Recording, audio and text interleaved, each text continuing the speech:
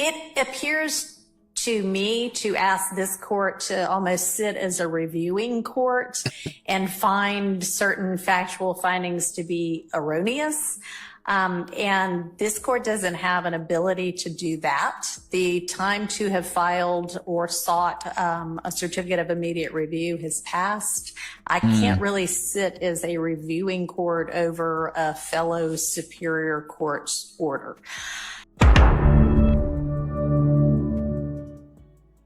But with regard to the state's motion, which they didn't title for a gag order, but what it essentially is there anything further from the state that you would like the court to consider?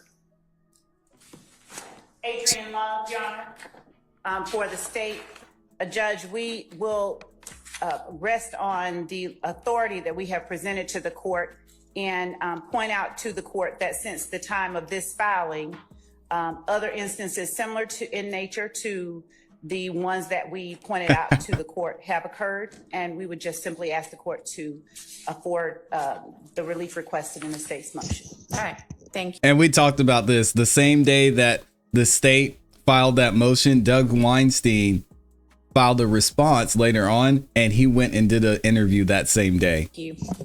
And he does not care. From the defense who needs to add anything to what's been filed in writing. Just share this out too. Y'all make sure you like the video on your way in too. Good morning, Your Honor. Doug Weinstein for Diamante Kendrick.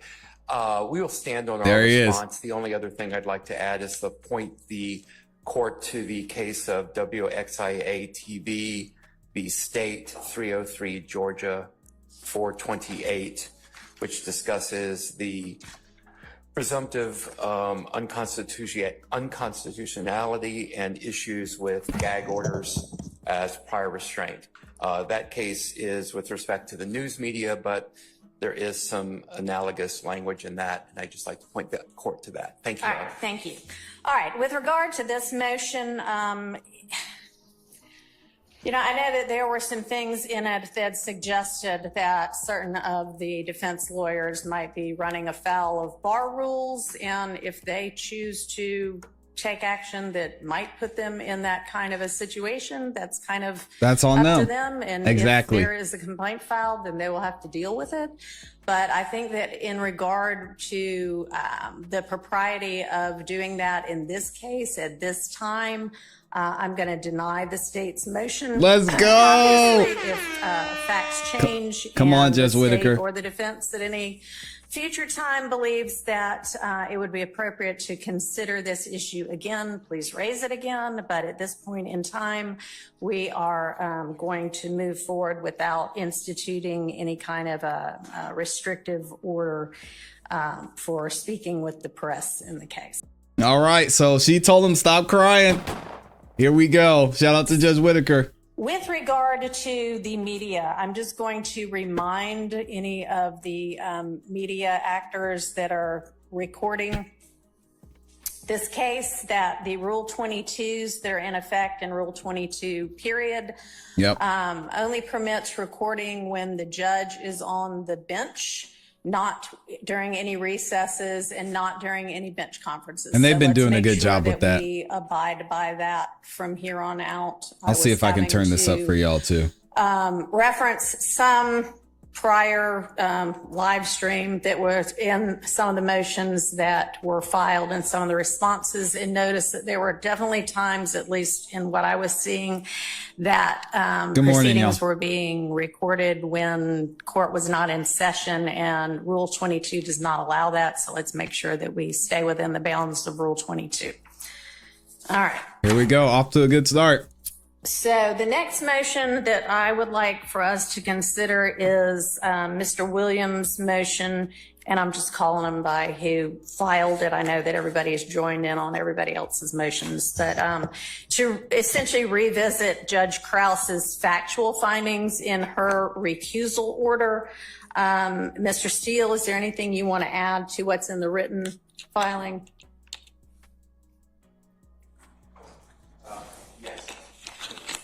Go ahead.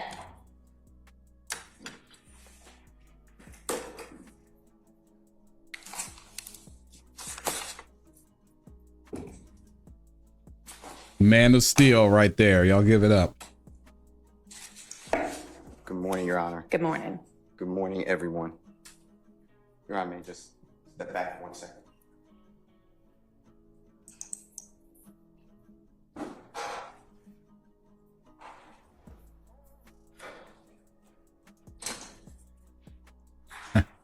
Good morning, Madam Court Reporter. I am Brian, B-R-I-A-N, Steele, S-T-E-E-L.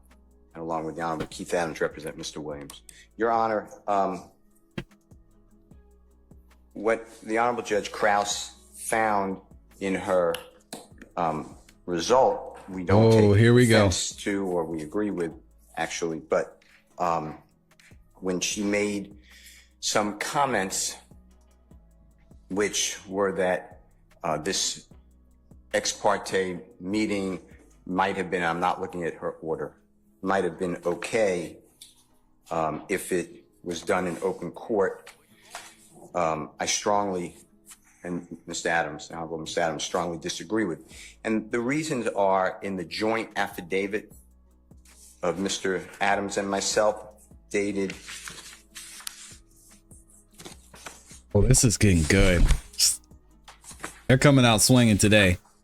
Is Fanny in the courtroom? July 8th, 2024. I don't see her. I don't see a Fanny in there. What happened here is Young Thug with the green you tie. have a witness, Mr. Copeland. He was sworn on June 7th of 2024, and he invoked a privilege. To my understanding, Your Honor, he did not have a privilege to invoke. The state, and we didn't have notice of it at the time, but the state ordered, or maybe we did have notice. I didn't have the motion, but I had the order, I believe. The state asked the Honorable recused court for an use immunity. So nothing that Mr. Copeland can use could be then turned around and prosecuted. So the way I understand the law is that protected anything that Mr. Copeland said was like an umbrella over him, so that anybody, federal courts, they could not use this testimony, but he could still be prosecuted. Correct. Which was messed up. Somehow, according to the transcript, which is the ex parte hearing transcript, June 10th, 2024, there's the recused judge, Miss Love, Miss Bumpkus, B-U-M-P-U-S. All right, and let me interrupt you for just a second. I've read the entirety of that ex parte transcript, so I'm familiar with what happened. So my position is nothing there was good. Everything was wrong. And I believe, as stated in the affidavit and the motion, that there was intimidation put upon the witness. To change his statement, he made it very clear, send me back to the DeKalb County Jail. I'm not testifying. I have a case for the court. And based upon what you just said, if I could just get that case, okay, and I'll be right back. Oh, here we go, man. Judge Whitaker says she already knows. She read the ex parte meeting transcripts. What do y'all think is going to happen? Oh, man. This is getting good already. She read the whole transcript. She knows that the DA's office is on some BS. She is ready to go. And she started on time too. I was late. Dang, I'm not usually late like that. Judge Whitaker making me look bad. Provide to this honorable court and prosecution in one copy to the Honorable Douglas Weinstein of Archer, A-R-C-H-E-R versus Maryland. It is 859A, as in Elisa 2D 210 2004 case. And on starting on page 6 of 22, Your Honor, of the copy I've given the parties, on the right-hand side, right in the center, the Maryland court explains that here Bailey had been convicted, sentenced, and the time for filing an application for leave to appeal his guilty plea had expired. Thus, he had no Fifth Amendment privilege to refuse to testify. Contempt proceedings were therefore an appropriate response to Bailey's refusal to testify. So it's the same situation, except he pled guilty. Mr. Copeland was never charged. He's called an unindicted co-conspirator. That's announced by the state. On page 10 of 22, the appellate court in our sister state goes through what happened with the judge. Now, this is not ex parte. This is in open court. So this gets to what you asked about Judge Krause's findings. And what the judge said on page 10 of 22 on the left-hand side in the center, first full paragraph, we find that the trial judge's efforts to persuade the witness to testify went too far. If Bailey persisted in his refusal to testify, Judge Prevas, P-R-E-V-A-S, had the option of either initiating direct contempt proceedings or constructive contempt proceedings. The authority to initiate contempt proceedings, however, is not a license to intimidate a witness into testifying. The purpose of the contempt power is to provide a means for a judge to uphold the dignity and integrity of the judicial process. And then skipping down to the next paragraph, similarly, Can I interrupt you? And course. let's not skip down, because I think that part we're skipping is maybe important too, because it talks about the specifics of what that judge did in this case. So what is that? Okay, well, he did a lot of things, but what the court is referring to, under the circumstances of this case, the phone call to another judge in the presence of the witness, the threat of life imprisonment as a sanction for contempt, and the suggestion that the other judge will give Bailey the longest possible penalty for contempt detracted from the dignity and integrity of the judicial process rather than uphold it. Similarly, it was unnecessary and excessive to instruct Bailey on how he could testify in the Archer case. Mr. Archer was one on trial. Bailey was represented by counsel who could have advised him concerning the various testimonial options if that was deemed necessary under the circumstances.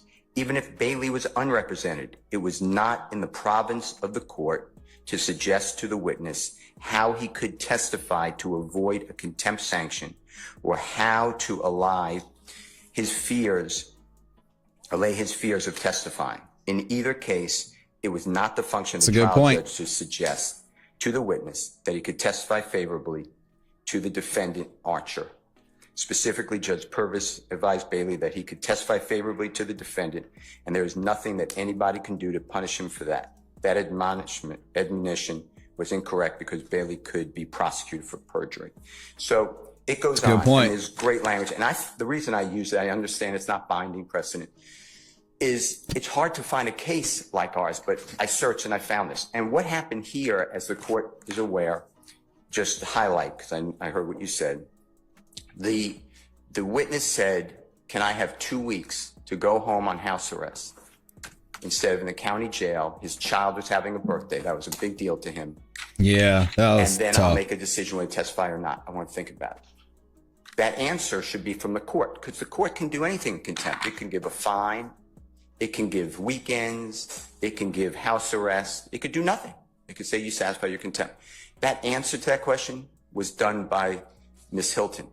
In front of the judge. Ms. Hilton said, no, you cannot. You have to go to jail. I find that offensive. This is my words. And that's why I'm disagreeing with Judge Krause. Number two, Mr. Copeland said in that meeting, everything I said was a lie. I've never told the truth in my life until this statement right now. That is like bullseye of Brady. It was hidden from us. It came out later, but it was attempted to be hidden. All right, so that's in the context of another motion of yours, right? So let's focus on this motion for now. My point is, nothing was done appropriate. I mean, and I don't want to get into, and the state actually filed a motion later saying the Honorable Judge Krause already ruled on this. I didn't know that they would do that, but I already said, I'm not accepting those factual findings, respectfully, because they're wrong. A, and B, they weren't even needed for the finding. Another issue that came up is Mr. Copeland was told how to testify. I don't know how this happened because I don't have the questions. But Judge Glanville told the state in front of Mr. Copeland and his lawyer, didn't you give Mr. Copeland the state's questions that they're going to ask him? I don't have those questions. The judge said to Mr. Copeland, remember what Miss Love told you. Unless you tell a big whopper of a lie, these are not quotes, you're not going to get in trouble. That's not in the transcript. So something happened outside the transcript. Those are just a few issues. There are more. They're all in our affidavit.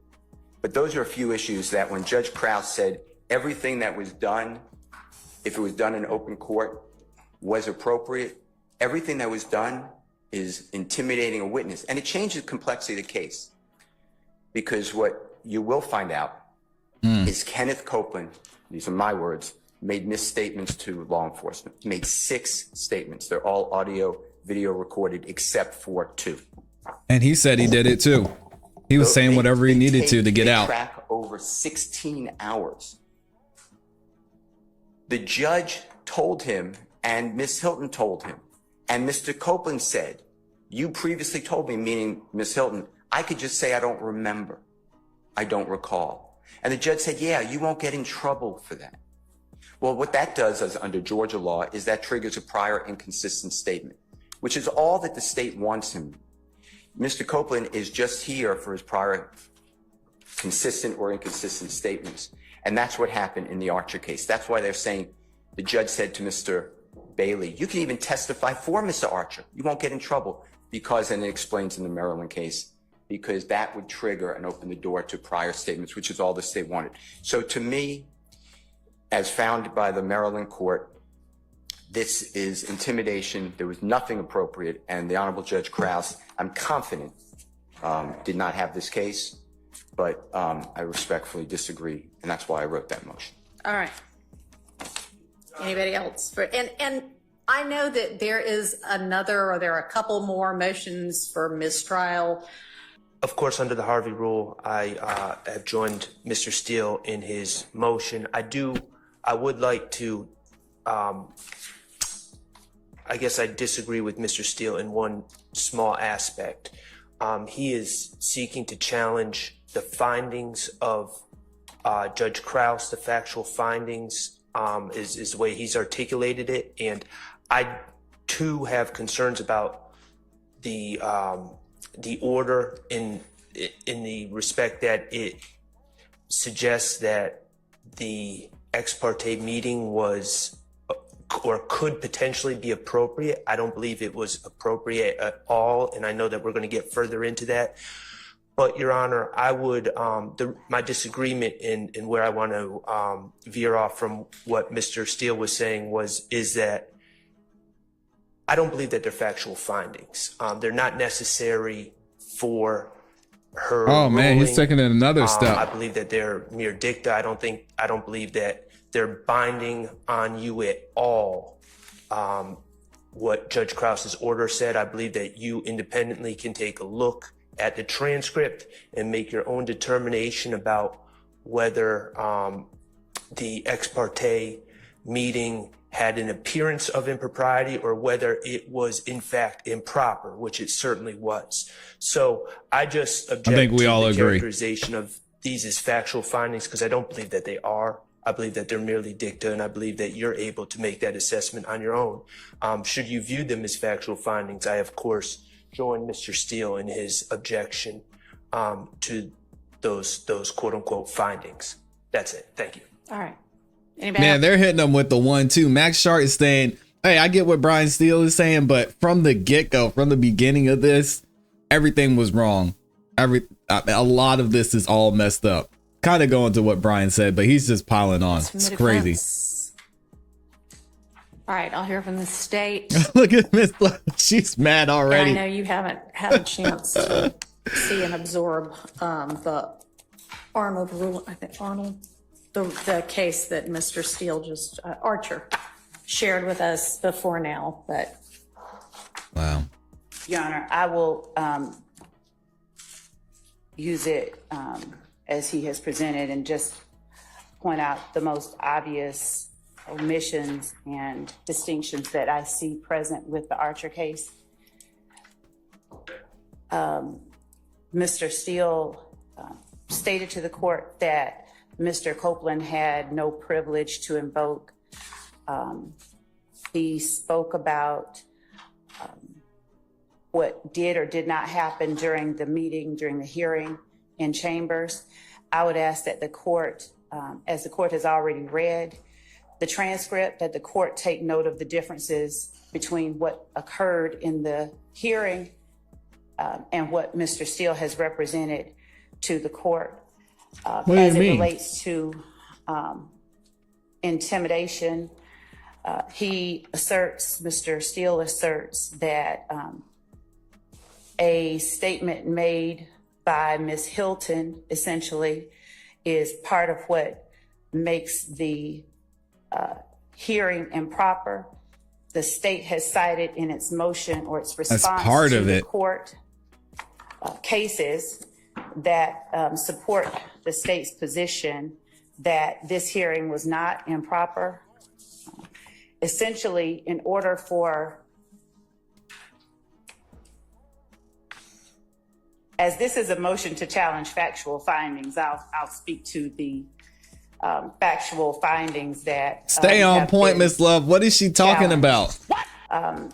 Again, Mr. Steele cites that Judge Krause's finding, the way he said it, if it had been made in open court, it would have been proper. The All court, right, why don't I just put on the record, because I've got Judge Krause's order right in front of me, exactly what it is that I think we're talking about. And look I at- believe, and Mr. Steele, you can correct me if I'm wrong, but I Look think at the that attitude. the factual finding, that's the second one you're challenging. She is if it even is big a factual man. finding, is Judge Krause's statement. It is worth noting that this court generally agrees with Judge Glanville's assessment of the propriety of the ex parte meeting. While the meeting could have and perhaps should have taken place in open court, nothing about the fact of the meeting or the substance discussed was inherently improper. Is that what we're talking about? Yes. All right. So how's she talking about Brian Steele and then she just jumps so to given the fact that we have, what Max Sharp the court said? has at its disposal the I'm transcript confused. of the hearing, Your Honor, and given the case law that the state has cited to the court, specifically, Your Honor, Allen v. State, 336 Georgia App 80 at 81, citing King versus the state, a Georgia Supreme Court case. We looked at that The yesterday. site is 273 Georgia 258 at 264 through 265 as authority for its ruling that appellant had no standing to contest the grant of use immunity to a witness. And King versus the state itself ruled after an appellate complained that the trial court acted improperly by conducting a brief hearing outside his presence concerning the state's request for an order compelling a witness to testify at trial and confirming the use and derivative use immunity that would apply to that compelled testimony, that the hearing in question was not a part of the proceedings against appellant, and that while appellant, quote, might have preferred that a key witness not be ordered to testify truthfully in his trial, there is nothing in Georgia law that would have permitted him to object to the state's request for the order or that would suggest that appellant's rights were the subject matter under consideration and that appellant had no standing to address the matter of the hearing outside his presence. I bring up those two cases, Your Honor, as well as Gilbert versus the state, and that site for Gilbert, Your Honor. Shout out to Gilbert. I have no idea what Miss Love states. She's basically reading their response. Is 306 Georgia App 776 at 777.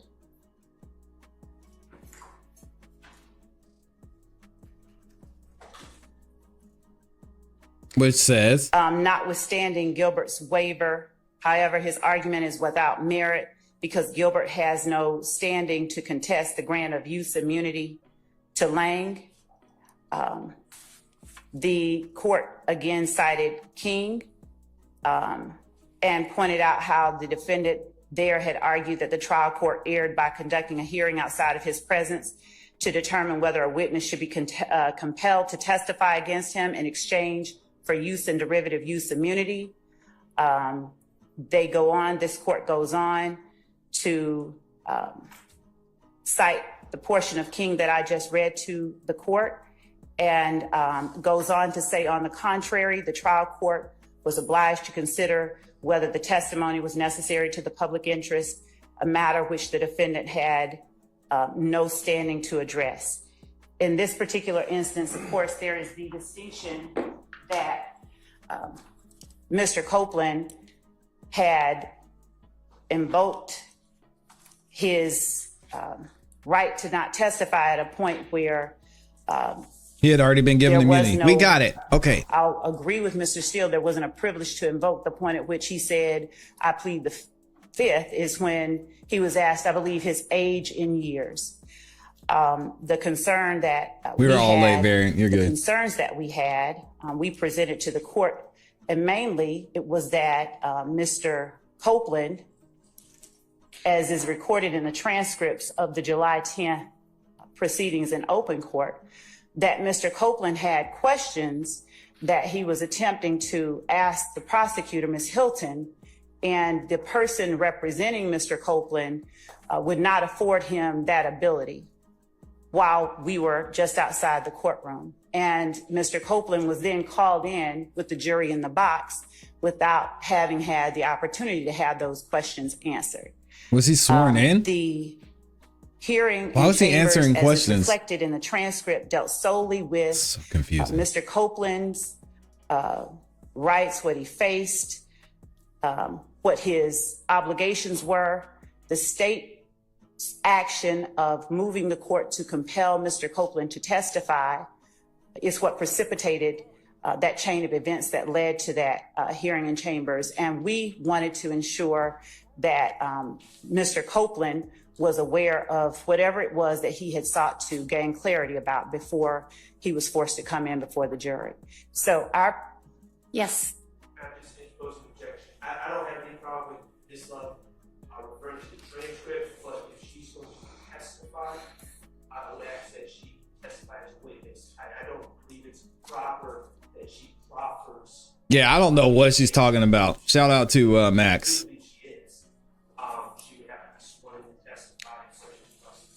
All right, thank you. So I have read the transcript, and the transcript is the best evidence of what happened there. And what we're dealing with is whether I can and or should reconsider, I guess, the factual findings made in Judge Krause's order. So the state's position, Your Honor, is just as Judge Krause was the I don't know what she's saying. Court tasked with making a determination regarding recusal. The court has been tasked with the responsibility, the assignment of continuing the trial. Judge Krause's responsibilities we submit to the court are Judge Krause's, not this court's. Just as each court that at each step in this process has its own set of duties, that one belonged to Judge Krause. Okay.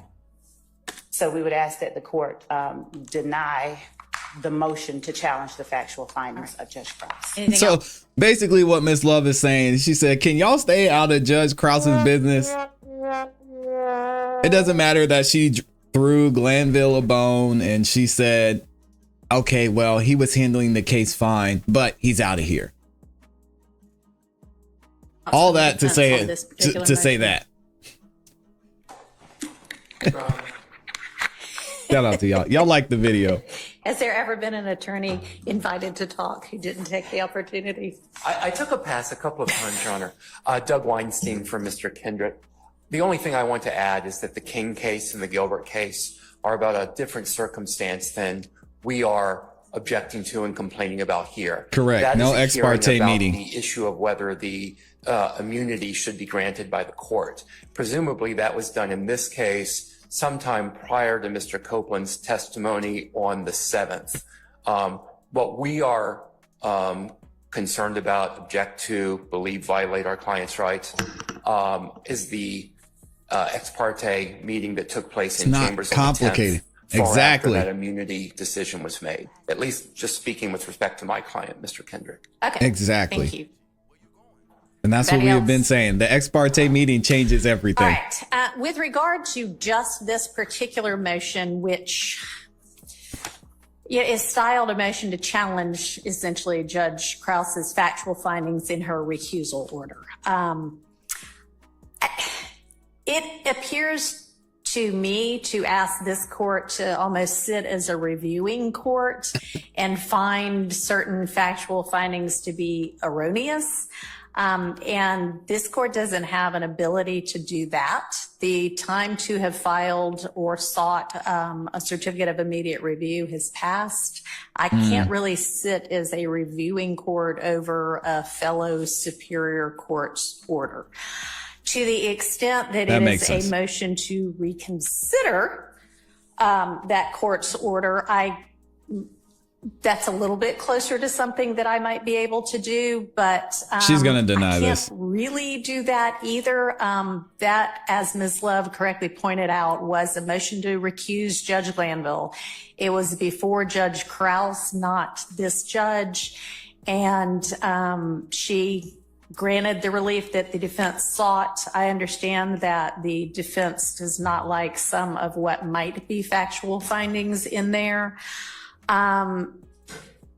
There are other motions before this court right now for mistrial based on that, and I think it is more appropriate that I consider them in the context of that than going back and essentially undoing potential factual findings made by Judge Krause.